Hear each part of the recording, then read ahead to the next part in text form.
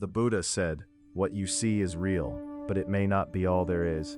A student ran to the Buddha, breathless. "Master, I finally figured out who my enemy is." The Buddha didn't warn him, didn't comfort him. He simply asked, "And what did you see?" That question has stayed with me. Here is the teaching behind it. A man came to the Buddha troubled.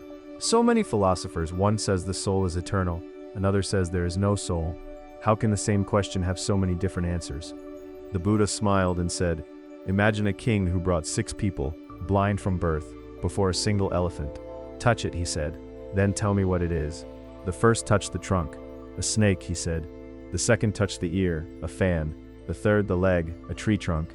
The fourth the belly, a wall. The fifth the tail, a rope. The sixth the tusk, a spear. And then they began to argue. Each voice grew louder. Each became more certain they alone were right. The man asked, "So, who was right?"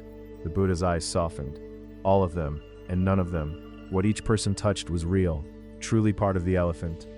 But the moment each decided their part was the whole, that is when suffering entered. This happens to us every single day.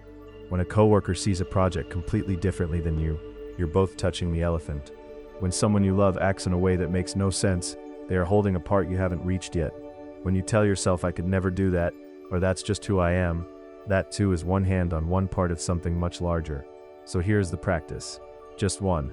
Once today, when someone frustrates you or you judge yourself, pause and ask, which part of the elephant am I holding right now? You don't need to abandon what you feel. What you're sensing is real, but it may not be the whole story. The elephant stands quietly. It doesn't argue about what it's called. It simply waits, patient, ancient, for the moment we're ready to take one step sideways and reach toward the part we haven't touched yet. Whose face came to mind while you were listening today? The full version explores how this teaching lives inside your closest relationships, and why the people we know best are often the ones we see least clearly. Each day, we return to the place where ancient wisdom meets the life you're actually living.